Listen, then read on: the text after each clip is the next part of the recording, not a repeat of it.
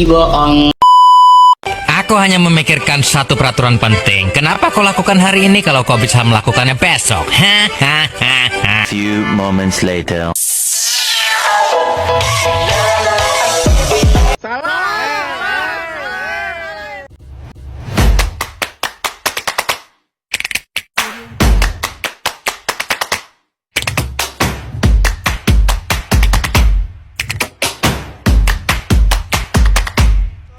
A few moments later. Assalamualaikum warahmatullahi wabarakatuh. Yang terhormat kepada Bapak Dr. Rizal Fahmi, BAMPD, selaku dosen pengampu pada mata kuliah Pendidikan Kewarganegaraan. Perkenalkan, nama saya Lutfi Dwi Agustin dengan NIM 25030200056 dari Program Studi Pendidikan Agama Islam. Pada video ini, saya akan membahas tentang nasionalisme generasi muda Muslim di era digital. Selanjutnya adalah latar belakang. Di era digital sekarang, teknologi dan media sosial itu udah menjadi dua bagian penting dalam kehidupan sehari-hari, terutama bagi kita generasi muda. Internet itu sebenarnya memberikan banyak manfaat ya, seperti memudahkan komunikasi, mencari informasi, dan menambah pengetahuan. Tapi, di sisi lain, teknologi juga membawa dampak negatif, seperti penyebaran hoaks, ujaran kebencian, dan pengaruh budaya asing yang dapat mengurangi hasil tanah air kita. Nah, sebagai generasi muda Muslim, kita memiliki peran penting dalam menjaga persatuan dan kesatuan nilai bangsa. Sikap nasionalisme itu perlu ditanamkan agar generasi muda dapat menggunakan media sosial secara bijak, menjaga toleransi, serta tetap menghargai keberagaman di Indonesia. Nilai-nilai Islam seperti itu, seperti persaudaraan, gotong royong, dan cinta damai juga sejalan dengan nilai Pancasila dalam kehidupan bermasyarakat. Nah, selanjutnya ada nasionalisme dalam perspektif Pancasila. Nasionalisme dalam Pancasila berarti sikap cinta tanah air kita yang tetap menghargai perbedaan dan menjaga persatuan bangsa. Sebagai generasi muda, kita bisa menerapkan sikap nasionalisme itu lewat sikap saling menghargai, menjaga kerukunan, dan tidak mudah terprovokasi oleh hal-hal yang bisa memecahkan persatuan, terutama yang ada dalam media sosial. Nah, di sini ada 3 poin penting. Nah, yang pertama itu sila pertama, ketuhanan yang Maha Esa. Pada sila pertama ini mengajarkan kita untuk saling percaya kepada Tuhan dan menghormati perbedaan agama. Dalam kehidupan sehari-hari, kita itu harus saling menghargai teman yang berbeda keyakinan dan tidak memaksakan pendapat orang lain. Sikap toleransi seperti ini penting untuk menjaga kerukunan di Indonesia. Poin kedua ini ada sila ketiga, persatuan Indonesia. Sila ketiga itu mengajarkan pentingnya menjaga persatuan, walaupun Indonesia itu banyak suku, budaya, agama.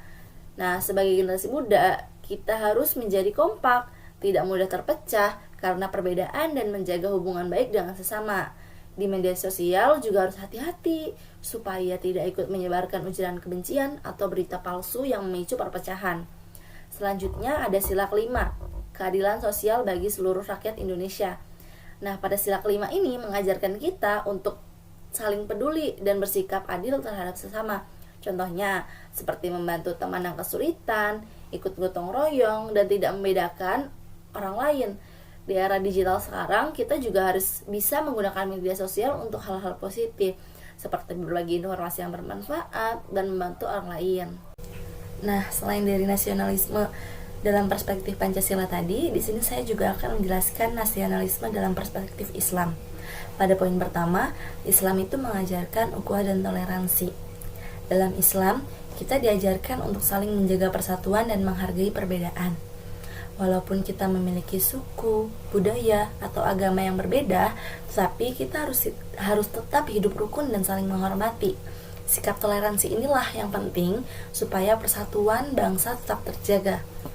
Pada poin kedua, menjaga kedamaian dan menghormati sesama.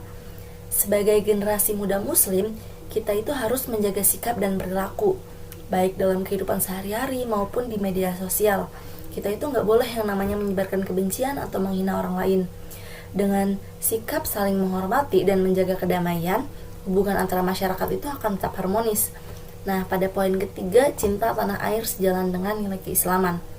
Nah, mencintai Indonesia itu juga termasuk dari bagian sikap yang baik dalam Islam. Rasa cinta tanah air itu bisa ditunjukkan dengan menjaga persatuan, menghargai budaya Indonesia, menaati aturan, dan ikut berkontribusi untuk kemajuan bangsa. Selanjutnya ada tantangan nasionalisme di era digital. Seperti yang sudah saya jelaskan sebelumnya, di era digital sekarang ini teknologi dan media sosial itu memang sangat memberikan banyak manfaat dalam kehidupan sehari-hari. Tetapi di balik manfaat tersebut juga banyak tantangan yang bisa mempengaruhi rasa nasionalisme generasi muda. Salah satu tantangannya itu adalah pengaruh budaya asing yang sangat mudah masuk melalui internet dan media sosial. Banyak generasi muda yang lebih mengikuti budaya luar dibandingkan budaya sendiri, sehingga rasa bangga terhadap budaya Indonesia itu mulai berkurang. Selain itu, media sosial itu juga dipenuhi dengan berita hoaks, berita palsu yang memicu perpecahan dan membuat masyarakat mudah terprovokasi. Tantangan lainnya adalah munculnya radikalisme digital dan ujaran kebencian di internet. Jika tidak digunakan dengan bijak, media sosial itu bisa menjadi tempat penyebaran informasi negatif yang dapat merusak persatuan bangsa. Tidak hanya itu, penggunaan gadget yang berlebihan juga bisa membuat sebagian orang ini menjadi kurang peduli terhadap lingkungan sekitar dan lebih mementingkan diri sendiri. Karena itu, generasi muda perlu memiliki sikap nasionalisme yang kuat agar mampu menggunakan teknologi dengan bijak, menjaga persatuan, menghargai perbedaan, dan tetap mencintai bangsa Indonesia di tengah perkembangan di era digital. Pembahasan selanjutnya yaitu peran generasi muda muslim. Sebagai generasi muda muslim, kita punya peran penting dalam menjaga persatuan dan membawa pengaruh positif di era digital.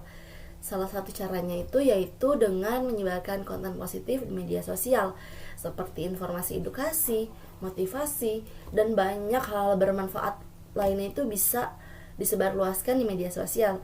Dengan begitu, media sosial itu nggak hanya digunakan untuk hiburan semata, tapi juga bisa jadi sarana untuk menyebarkan kebaikan. Kita juga harus bijak nih dalam menggunakan media sosial. Jangan sampai kita mudah terpercaya atau menyebarkan berita yang belum jelas kebenarannya, karena hal tersebut itu bisa menimbulkan konflik dan perpecahan. Kita juga perlu menjaga cara bicara dan menghargai pendapat orang lain agar terciptanya lingkungan digital yang lebih sehat dan nyaman. Dalam kehidupan sehari-hari, generasi muda muslim perlu yang namanya mengamalkan nilai-nilai Pancasila yang sejalan dengan ajaran agama Islam, seperti nilai toleransi, gotong royong, keadilan, dan saling menghormati. Sikap tersebut itu penting untuk menjaga persatuan bangsa Indonesia yang memiliki banyak perbedaan suku, budaya, dan agama. Karena itu, generasi muda seperti kita itu harus menjadi contoh dengan menjaga kerukunan dan tidak mudah terprovokasi oleh hal-hal yang dapat memecah persatuan bangsa. Oke, beralih ke slide selanjutnya yaitu kesimpulan dan saran. Nasionalisme itu merupakan sikap penting yang harus dimiliki generasi muda di era digital. Perkembangan teknologi dan media sosial membawa banyak manfaat. Di samping itu juga menimbulkan pengaruh negatif seperti hoaks, intoleransi, lunturnya rasa cinta tanah air. Nah, karena itu kita harus menerapkan nilai-nilai Pancasila dan ajaran Islam dalam kehidupan sehari-hari agar persatuan dan kerukunan bangsa tetap terjaga. Sebagai generasi muda muslim, diharapkan mampu menggunakan media sosial secara bijak dalam menyebarkan konten positif serta menjaga etika dalam berkomunikasi di dunia digital. Selain itu, pendidikan karakter, toleransi, dan modernisasi beragama itu perlu diperkuat agar terciptanya generasi yang cinta tanah air, bertanggung jawab, dan mampu menjaga persatuan Indonesia. Referensi. Saya mengutip beberapa materi dari 3 jurnal. Yang pertama ada Jurnal Nasionalisme Generasi Muda di Era Digital. Yang kedua ada Jurnal Kewargaan dalam Membentuk Nasionalisme Mahasiswa di Era Digital. Dan yang ketiga, Jurnal Menurunnya Nasionalisme Generasi Muda di Era Digital. Oke, pesan terakhir dari saya, ayo kita bersama-sama menguatkan nasionalisme digital. Aku cinta Indonesia.